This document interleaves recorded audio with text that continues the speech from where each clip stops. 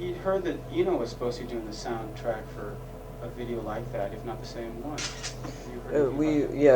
He did a soundtrack to an Apollo mission. Yeah, I think. right. Yeah. It was Apollo. You're right. Yeah. So Apollo でしょ。ああ、そうかそうか。それは聞きました。Have you heard that one? Oh yes, yeah, the record. It's different to the sort of thing we've done.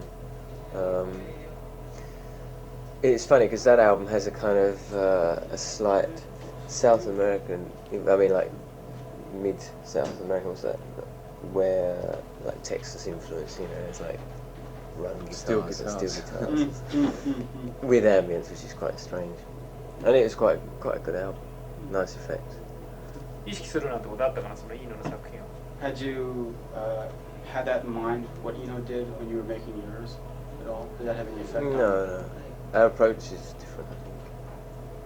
Yeah, I mean, Eno has pioneered ambient music anyway, in England anyway, and obviously his music works very well, so you are slightly influenced by that type of ambient music, but we've also incorporated rhythms into the music, repetitive rhythms, which in themselves become ambient after a while.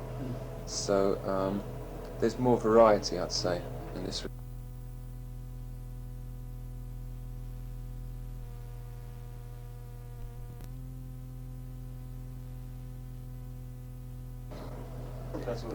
あ、本当に日本ではね、一人のルポライターがね、そのいわゆる宇宙に出た飛行士たちの体験をレポートしたドキュメンタリーを書いていて、で非常に興味深い本があるんですけども、それによるとね、そのいわゆるスペースシャトルに乗って外に出て、その地球の全体像をその見たということによってね、誰しもその人生観が変わりね、神の存在を信じるようになったという、そういう非常に興味深いレポートがあるんですけれども、そういうビデオを見てあなたたちはどうですか？なんとなくその神とかそういうものに対してのなんていうか認識が変わったり、それなりの考えを得たりというようなことはあったでしょうか？ Japanese reporter did a piece on astronauts, and most of them said that having gone out in space and getting a first-hand look at the universe like that, they somehow felt in touch with God. They felt they could believe in God, if not being changed over to believing in a God. How about you guys? When you were working on this video, did you feel that anything akin to that sort of an experience? But it certainly gives you a feeling of, It's some kind of unbalance. spiritual feeling. I mean, it's quite wonderful, really, and obviously very inspiring. But I was saying before, there's two ways of making music to space things. One's the Star Wars approach, and one is a much more peaceful, spiritual approach. That's what we've tried to do in most of the music on the album. どうですかね。あ、本当。特にそういう考えは得なかったという感じ。分かるような気がするけどね。それになんていうのかな。まあそういう話を飛ばして、でそういうようなビデオの、音楽の付け方のアプローチについて一応語ったんだけども、なるほど。いろんなアプローチがあるんだけど、例えばスター・ウォーズ的なアプローチもあれば、もっとイノが、取ったアプローチのようななんていうんだろうね。割となんていうの安らぎを与えるようなそういうアプローチもあるだろう。彼らの場合はどうだったわけ？後者の方を取ったと。Just clarifying. 作曲家には2つのタイプがあってね、その曲を作るときに具体的なイメージを自分の頭の中に描く作曲家と風景とかね、そうでない作曲家と2つあると思うんですけれども、あなたたちの場合はどうです？ There's probably roughly two types of songwriting. One being the type that involves creation, within your mind before putting the music, and the other being, of course, being there and performing it. How about in your own case? Well, I think we look at music more involved. I mean, more deeply than others on the level of just performing, because we ourselves can only really appreciate music with thought behind it, and not instant music that is just for one kind of level of thinking. We like music that inspires you and makes you think deeply about it in itself, the music itself. So our approach generally is along those lines. We actually think very seriously about what we're doing, and we take great pains to get it right. And it's not because we're not in the band and we don't rehearse our material. It's kind of worked on in the studio. We kind of only reach the satisfied finale of what we're trying to do at the end of the album and not before, whereas with the band you reach that before you even go into the studio. And so on that level it's very much in the head, and you have to imagine it all until it's actually, you know, on tape. 非常に複雑な答えだけどね。あ、本当。うんじゃあそのね、事前に今回は一つの具体的な映像としてイメージを与えられてしまうわけじゃない。それはあなたたちにとって非常に負担にはならなかったのかな。In this case, in that you are working on a soundtrack for a video, you're dealing with a set of images, a set of pictures that can be constricting, I guess, in a certain way. In a certain way, were they at all? We Is that weren't sort of- working to the video. I mean, having that sort of one, it's a set image. I mean, there's Yeah. nothing else. Is that a burden? Not in this case. We've been wanting to release ambient music for a long time, but we didn't want to release it just on its own, you know, because that'd be very confusing for our audience. Therefore, we felt that this would be a chance to put the music to the visuals and as well release an ambient album. So in this case we were working specifically to the visuals. It won't be the same as our proper album, which will follow. ずっとね、アンビエントミュージックをね、やりたいと思ったんだけども、なんていうの、アンビエントミュージックそのものを作るよりも、やはりこういうサントラっていう形でね、やった方がなんとなくいいなと思って。僕もブライアン・イーノのアンビエントミュージックというのは非常に興味深く聞いているんですけれども、基本的に環境音楽というのは多くの場合ね、数多くの人たちに聞かれないと意味がないという気がするんですけども、現状のアンビエントミュージックっていうのはほとんどミュージシャンのマスターベーションに終わっているような気がするんですけれども、その辺の現状についてはどう思いますか？ He's very interested in actually this field of ambient music, and one thing that's been on his mind is that ambient music really means very little unless it's being listened to by a lot of people. You know, if there's nobody going to listen to it, it's just like, in his words, masturbation on the part of the musician. It just ends in nothing. How do you feel about the state of ambient music? I think, I'm not sure whether it's there for a lot of people. I mean, I think it's there so it can be ignored. It's a form of music that you should be able to ignore and talk to someone in a room, and then you'll just notice it again coming back, you know. It creates just the atmosphere that supports your mood at the time. I definitely think it can help in certain situations where there are a lot of people, like at airports, for example, and in hotels. I mean, I hate that sort of music you get in the lifts. So that makes me very uptight. And I think in very busy places it could help. It could be a useful form of music. But Yeah. at this point it isn't, though. Is that what you're saying? I mean, do you It's know? not. It's not being used. It's in not that being sense. used, I mean, no. sometimes in some places here, more than say in England, that I know of anyway, which is kind of reassuring in a way that it is getting somewhere in that field. But I don't know. Also, ambient music can be listened to just for the sake of listening to. I mean, I do personally. I think it's like Because- therapeutical yeah. almost, you know. Yeah, and in a way, from the musician's point of view, it can be self-indulgent. But to me, it's far, far less self-indulgent than, say, heavy metal or, you know, some kind of other form of music along those lines, where they get off on themselves much, much more. What's wrong with the Jam Last Orchestra doing Penny Lane and Strawberry Fields Forever? I guess that's another form of ambience. I suppose you can't really argue with it. It makes me very tense. Why is that? It just does, because those The arrangements, more than anything else. you know, the arrangements does the They're so vocal line, flat. and There's no feeling. It's like straight. you can picture those people in the studio with their sheet of music, just, Yeah. you know. まあそういうアンビエントミュージックの話とかしたんだけど、盛り上がった今僕はそのビデオのね、一部をちらっと見せてもらったんだけれども、要するにあの状態というのはね、例えばその宇宙にそのスペースシャトルで出ていくっていうのは非常に危険な状態なわけじゃない。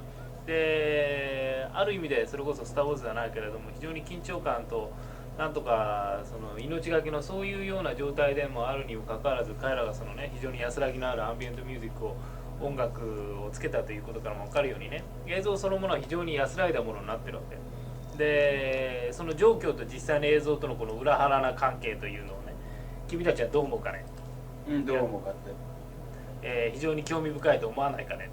なんでああいう危険な状況があれほど、安らぎに満ちた映像になるのか不思議だと思わないかね。Kind of an oblique question here. He's wondering that, you know, you see these guys going on their strings into space. You know, it's actually a very dangerous thing. It could easily take one wrong step and, you know, be gone into the universe forever. Yet, the music you have made is very tranquil, as you say. You know, something like ambient music. What do you think of this? You know, these two different things here. You're dealing with completely two different things. One being very dangerous and very risky, and the other being very tranquil. It's very, very true what he says, and I appreciate that. And that's why, in some instances, although the music's very tranquil, there's kind of underlying tone that it's a little bit threatening. I mean, I find that anyway in some of the stuff that we've done, and it's actually a little bit kind of scary. Some of the music is more, you know, light, more wonderful in the sense that it kind of opens up and makes you feel, you know, what a great everything else.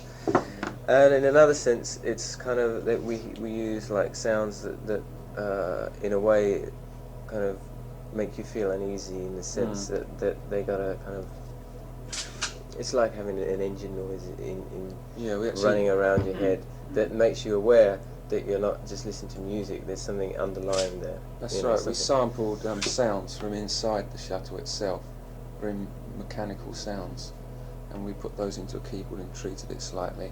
And so there are points where you're aware that there's something happening, you know. いやそれはなかなか、まあ、興味深い指摘ですけどもね、確かにまあ安らいだその音楽は安らいだものにはなっているのだが、なんていうのかな、完全にそうなってるわけじゃない。結構緊張した部分もあって、でやっぱりそういうところはあるべきだ。なぜかというと、よりなんかもっとなんていうんだろうね、まあ深みのある音楽だということを理解してもらわないと、なるほど。というか、まあ、感じてもらわないと、困るから。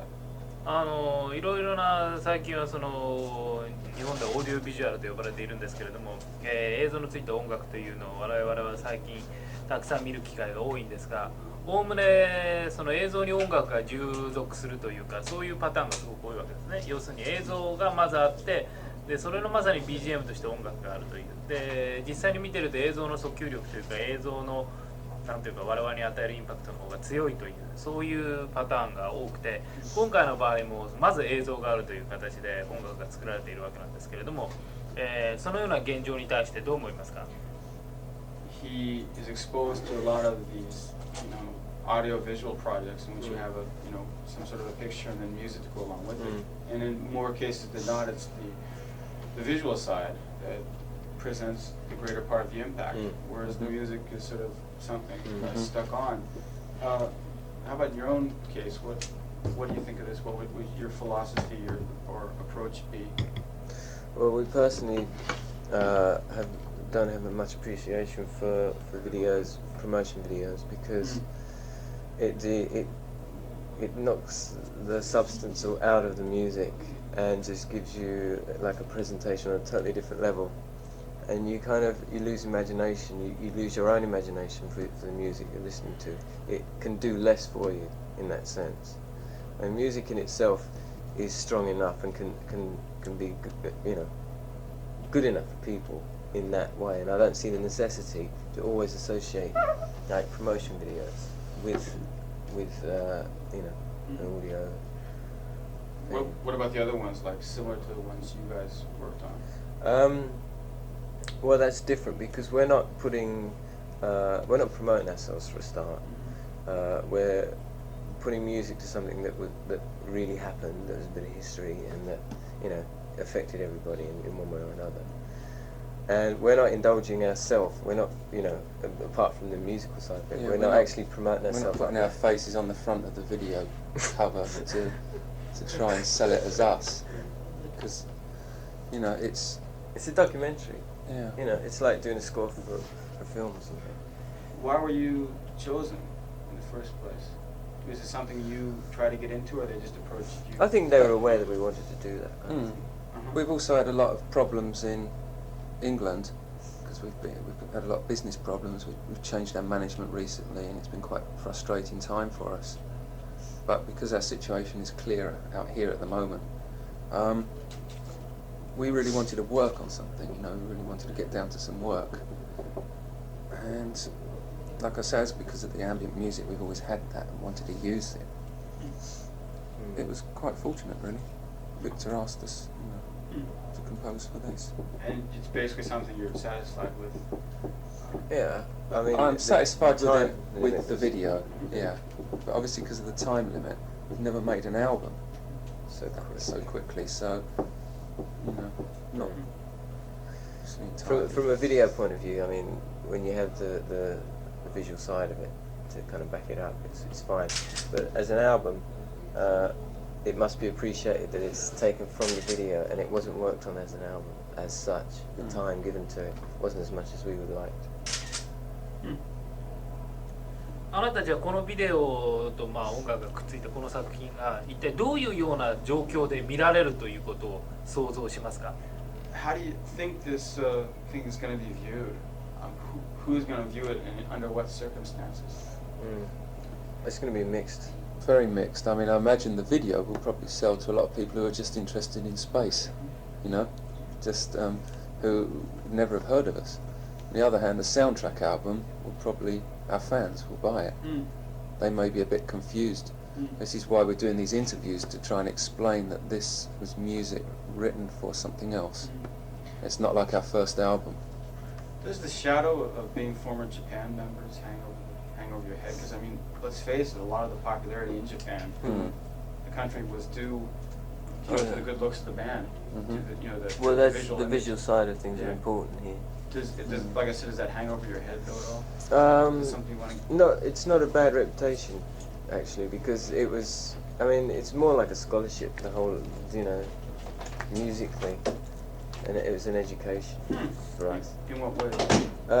Well, going back through our albums, I can see, or we both see how we've, grown up in the course of like 8 years or something.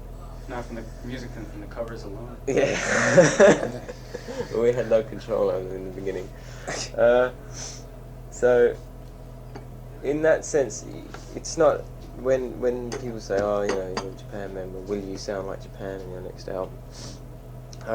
It's quite simply that Japan was the four members together, and that now that the four members aren't together, that sound doesn't exist anymore. It won't exist, yeah. So anything any of us do will be different. And obviously the biggest similarity will be in Dave's music because of his voice. As for the image side still hanging over us, we've changed so much, I mean, we're just probably now more comfortable with ourselves as people. So obviously there's no makeup and there's no hiding behind anything. I mean, there's bands now who like are looking the way we did in the beginning, like bands like Hanoi Rocks, who are like a replica of what we were in '79. So I mean that's still popular here. But I think that'll always be popular. Yeah. They like that kind of presentation. They're growing out of glam. Yeah. Yeah. But we're quite happy that we have, and we still have a popularity. As long as that can carry on. 勝手に質問したんですよね。その元ジャパンメンバーっていうことが負担にならない。その範囲について。将来的にはその映像とね音楽をくっつけるっていうのを積極的にやっていくとするならば映像的な部分も自分たちで作るということは考えているのかな。映像そのものも自分たちで作るなんてことは考えているのかな。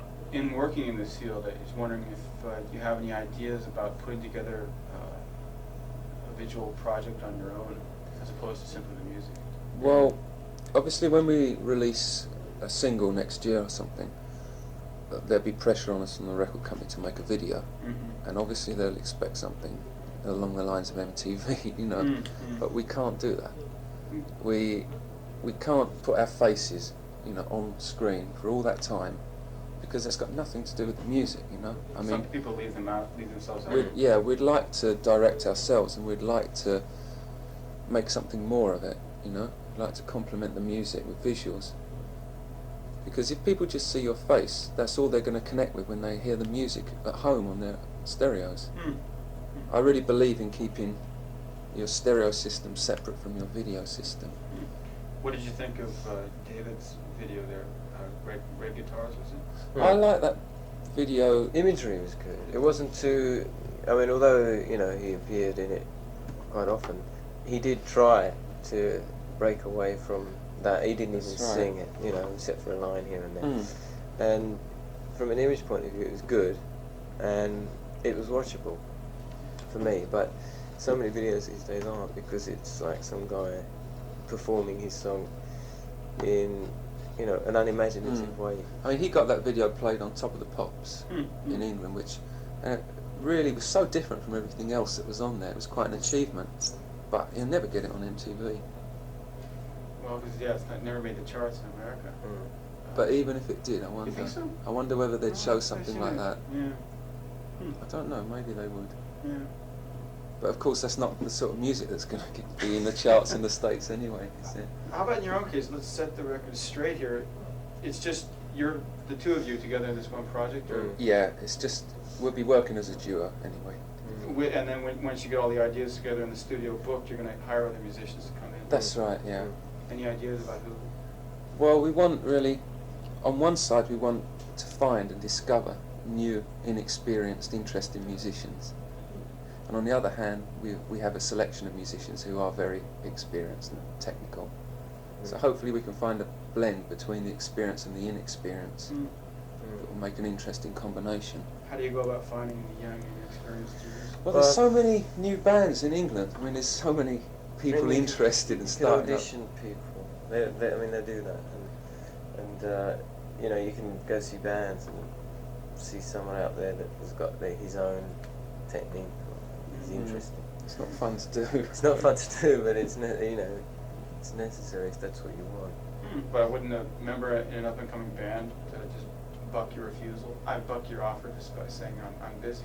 I've got my own band. Oh yeah, sure. I mean, there's always a possibility. But Yeah, I mean, we'd appreciate that. In England, there's a lack of communication between musicians. They don't kind of get together a lot and work together. And I think it's only because nobody ever asks. Really, nobody ever actually turns around and says, "I like what you do. Will you play it on my album?" Yeah. And I think that there's a lack of that. It happens here much more. はい、終わりましたでしょうか。え？終わりましたでしょうか。そのなんていうんだろう。その要するに2人でのプロジェクトは一体どういう形でやってるのかっていう一応念のために聞いた。なるほどね。今君も言ったけれども、デビッド・シルビアンにインタビューした時にね、ジャパン解散の原因はね、あのバンドにはミュージシャンがスティーブ一人だけだったという発言があってね、それが一つの解散の原因だというふうに彼は発言しておりましたけれども、あなたたちはジャパンの解散の原因は何だと思いますか？ When the two of us talked to David the other day there, and at that time he asked him why Japan broke up, which is probably something you've been approached with 2 zillion times. And he said that one of the reasons was, you know, it wasn't really a band of quote unquote musicians. He says basically everybody kind of knew what they were doing, but nobody was a real musician, including himself. He said, Steve, you were the only real musician who could play something and then play the exact same thing again and know what he had actually done. What are your thoughts on the matter? Why did Japan call it quits? What Dave said is very true. I mean, I can't. That's not really a reason for a split. I think it was just individually, each of us were becoming too over-opinionated about what we were doing. We were too involved personally what we were doing, as opposed to a unit together. And therefore, you know, if like there's an idea happening in the studio and somebody else is opposing that idea, and then there's another opposition, then the whole thing gets really confusing. You end up wasting a lot of time and arguing about things. And also David always felt that as long as Japan existed, there should be no other solo projects, which in a way restricted myself and Steve and Mick. And Mick was the first one who actually broke away from that and did his own album, which is quite good because it lets you get things out of your system, because Dave got everything out of his system by writing music for Japan. But he didn't really want that. I think it's probably Dave's limitations that had a lot to do with the split. You know, obviously it was over the amount of years we were together.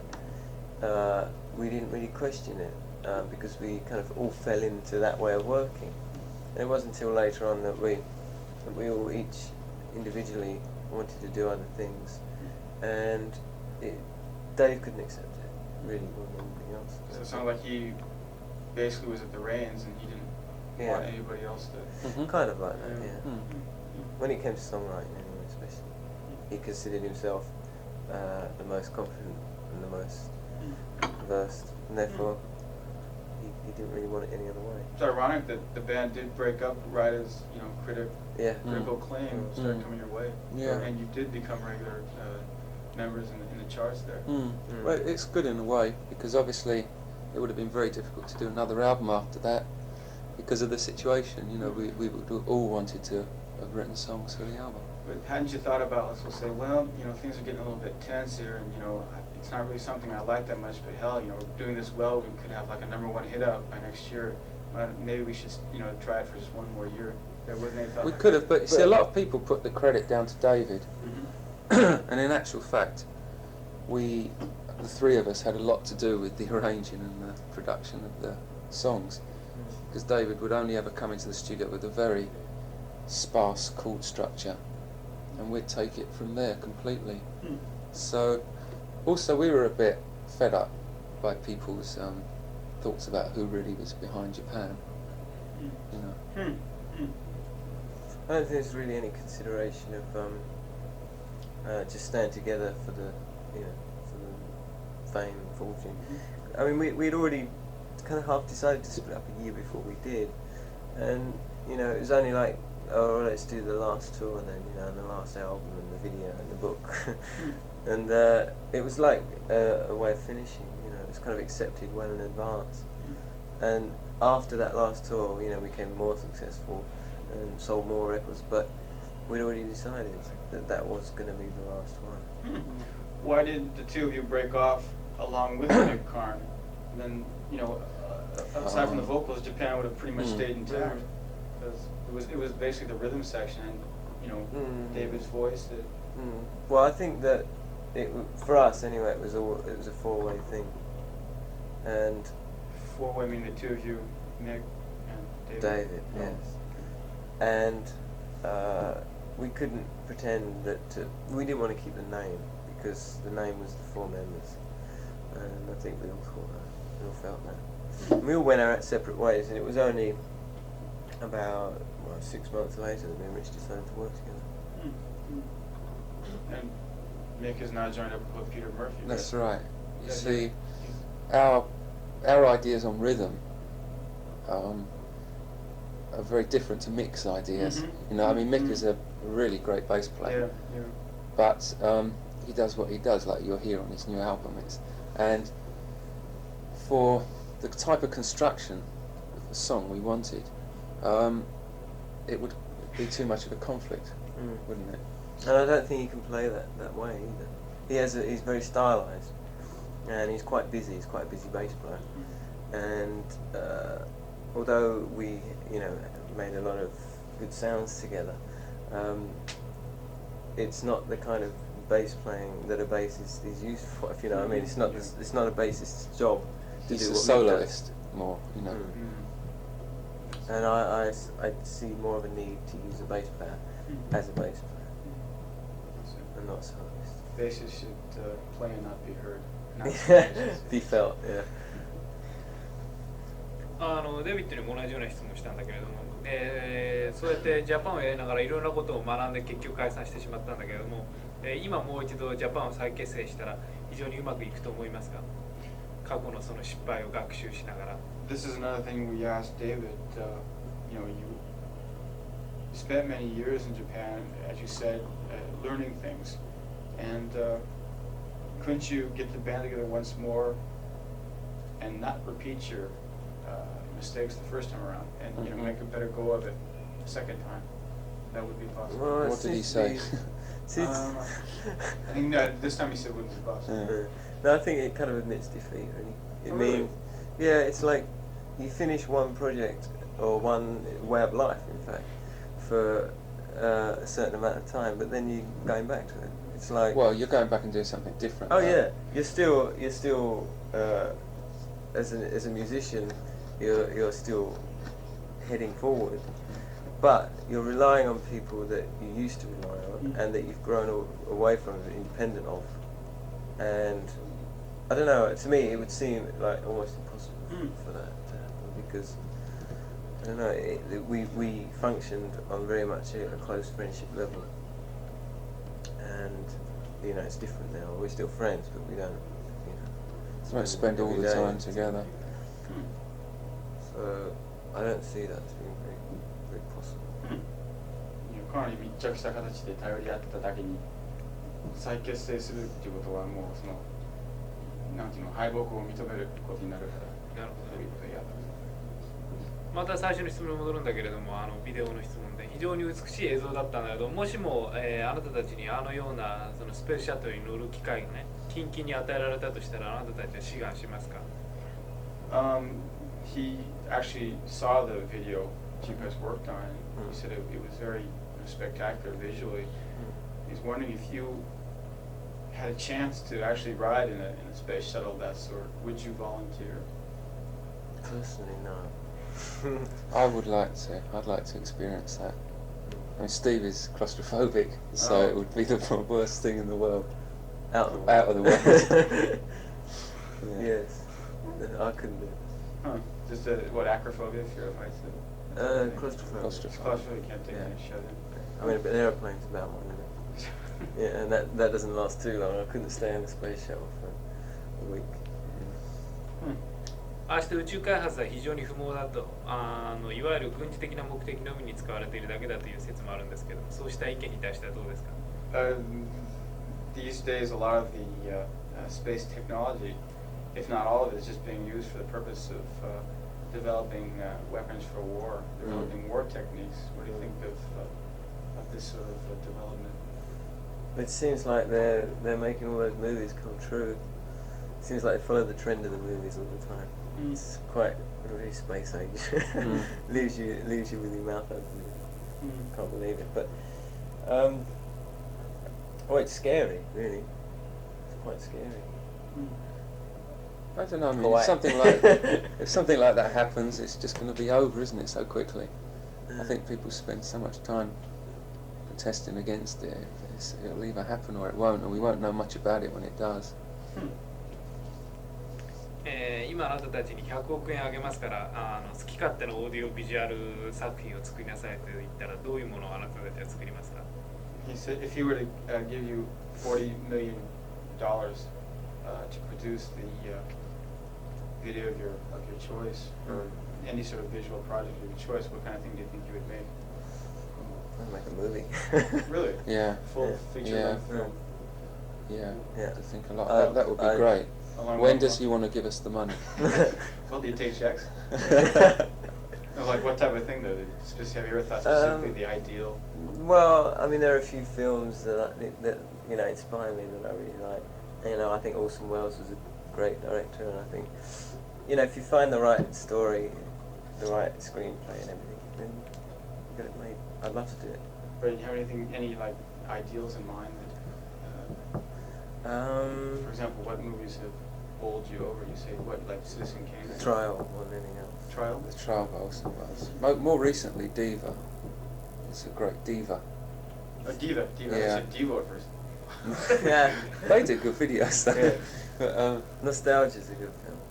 Have you seen that? No, I haven't heard that one. I mean, I'd like to do something that's I don't know, leaves you with a certain amount of emotion on it.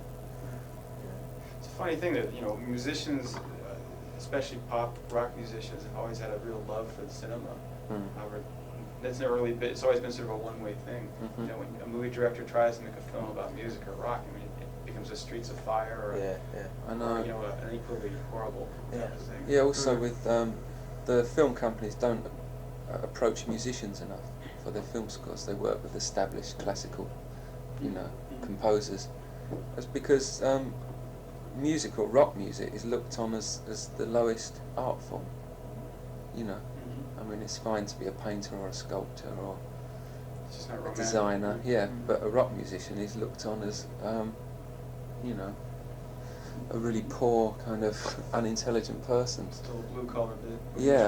industry. So, really, we've never felt part of that whole rock scene. Mm. We've always wanted to go on to new things, new projects all the time. So we feel this film is at least a step in the right direction. And hopefully we'll be working on film scores in the future. Do you think any musicians have sort of succeeded in sort of a marriage of substantial music and substantial visual art? Has anybody succeeded in combining the two? I don't know. You can pick out really good, works of art and really good pieces of music. I can't. It's very rare to get the perfect combination. of the two. I mean, like, you got a guy like Bill Nelson who really loves Cocteau's works, and he did a score for Beauty and the Beast, and it seems like that was like his dream, and he seems to be sort of working in that direction. Yeah, there are actually a lot of people who are trying very, very hard to just do things differently. But then artists change, they never carry on that. I mean, Eno carries on, his work evolves each time and he just carries on what he's doing. Someone like Bowie can do a great album and then he'll just sell out totally. So mean what? Well, like with these last two albums. Oh, I see. You know what I mean? He can do something like Diamond Dogs, which is very dated now, but at the time it was quite a new thing to do, on that theme anyway. And then of course it all becomes money and you act differently. You've never thought about that, though? Yes. Do you have enough? What about doing things for money? Yeah, just just up. to get that little extra. We'd be better off if we'd thought about it. I mean, because we haven't really taken that, as a main purpose.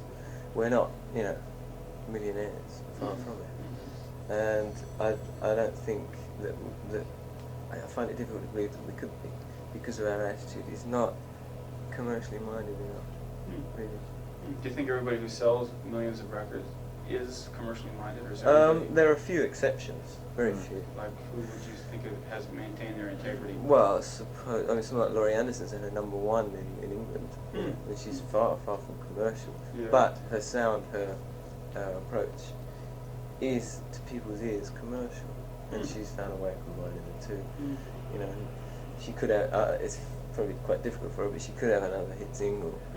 And still keep her integrity. But then again, #1 single in England doesn't really mean riches. No, it's much. Yeah. It doesn't. But for a while there, it was like combining, her being just trying to do something original and a #1 hit single at the same time. There's so much Pretty pressure different. put on people, though. I mean, the thing now is that obviously the managers and the record companies say, let's go to the States, let's get this played in the States, and obviously, it's just, that's where you're going to make money. That's why I think people like Bill Nelson, who are just doing things that really excite them without outside influences, I think that's really nice, and I appreciate that. But even Bill Nelson So- produced Gary Newman, so he could, I guess, feed his wife and kids, though. Yeah, So, I mean, there's obviously going to be a line where you just have to have more money to get by. that's You right. gotta buy more stuff, you gotta have money to make. That's right. That's where it gets difficult. そうですね。本当。じゃあ大体そんなところでいいですか。そう、あとちょっと2つが水ぐらいですか。いいですか。勝手に。はい。 One thing I was wondering about, when did the success of Japan first start happening here in Japan? This isn't a release of our first the very album. beginning, Adolescent Sex? before we even released the album. Oh, really? Yeah, because it was all through the magazines. Uh-huh. Before You I know, actually heard it. Or it was just all No, these they had pictures their in the London magazine. correspondence, Yeah. and there's like word going around. We'd do like gigs in London, and it was before we actually released an album. So like the journalists came down, took pictures, and did interviews. And then before we actually released an album, our first big colour spread was in Music Life, road show. And the album was released in 78, 78. 77, 78. Yeah, and we didn't come over here till 79. And like in England, we were doing what's now the Camden Palace, which was then a music machine. I don't know if you're familiar. I know. Which is just like about 500 people. We came over here and did 2 boutiques. Yeah. And it was like really big. 20,000 people. And that was right after the first album, right? Yeah, it was right after. I think we had 2 albums out by that time. Yeah. Because we played the second. And you still looked like Hanoi Rocks at that time. Uh-huh. And like, were you... Well, we looked like the new Dolls, I guess, at that Oh, you time. at that time, Yeah. yeah, with the dolls, that's right. But like, what did you think of the reaction coming here? I mean, in Britain it must have been very, I wouldn't say staid, but it was... But it was kept down to a raw, as they say. I mean, it wasn't. in England, it was like people looked down on us, and you could get beaten up in the streets or something, looking like that. We came here, people sort of embraced it, and because the Japanese audiences like theatrical, they could associate I think it with gave the us. theatrical side of their culture. I think it gave us a lot of confidence, and it also supported us through a lot of bad years, where we weren't getting recognised in England. It kind of gave us a purpose in a way, and, Yeah. and an allegiance with Japan itself. What do you think sold the group here? The image The sold it image. in the first. You can't deny that. But thing is, the Japanese audiences are quite fickle.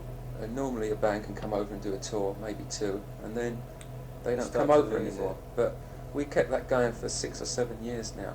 And the audiences have become more and more adult. There's less screaming, than in the beginning, and we've got some respect. I think a large amount of the respect came through working with like really respected Japanese musicians, because we weren't selling ourselves out. We were kind of musically being very conscious of what we were doing and putting a lot of thought into it, and that gained respect here from musicians that also take their music seriously. And I think in the connection with them, it brought another audience to brought them made them aware of us anyway. We felt in Yeah. a way that it was kind of educating the young audience, because we'd have 14, 15, 16-year-old girls. Now, they'd go to our concerts just like they'd go to Bay City Rollers concert. But at least they'd have to listen to our music, and our music was something different to them than any of the other teeny bands. So at least we were getting across that music to a very young audience, and in a way educating them with a different type of music. Do you think that it got through to them? You think? Not in the beginning, It did- maybe. not in the but beginning, because they were expecting something else. I think the first 2 albums were quite wild, and we were prepared to be quite wild on stage. And after that, we kind of mellowed out a bit, and that was maybe difficult for the fans to accept, in the sense that in interviews we'd say we don't like screaming fans and we don't like mad concerts. And like the next time we came, they all just sat there, we got a bit worried, and we realised that it was an appreciation, and they were being very nice. By the way, one thing I always meant to ask you, and I forgot to ask Daly the other day, is did you ever end up suing Queen for the way they sort of ripped off Adolescent Sex? They had that song, what was it? They had that hit song a couple of years ago on Body Pond. Did they? なんだっけクイーンの曲、盗作したやつ。Could be up. ああそうか、Oh, well, not another one. 結局歌えたのかっていうことを聞こうと思って。 Remember they had the bass line the same or something. In the drums. なんとかダストなんとかってじゃなかったっけ。違う。ほら、ホットスペースに入ったやつ。忘れちゃったね。そっくりのやつね。Yeah, it was one of the hits on the Uh-huh. album. It had like 2 or 3 hits on that album. It was identical to the song. Really? Yeah. Oh, we didn't, but we will now. And then to make matters worse, a Japanese performer ripped off Queen. So we have 3 of these songs down. But anyway, that's all true. 僕らは知ってるわけそれと Yeah, sure. 本当 そっくりだよな全く同じだよ And getting back to what we were saying, that this album now, in a way, although it's a kind of side project for us, we hope that we can introduce this music to the fans who have, up to now, you know, liked Japan's music, and we'll get something from it. Alright, well, best of luck. Thank you. Thanks for the time. Thank Thank you. you.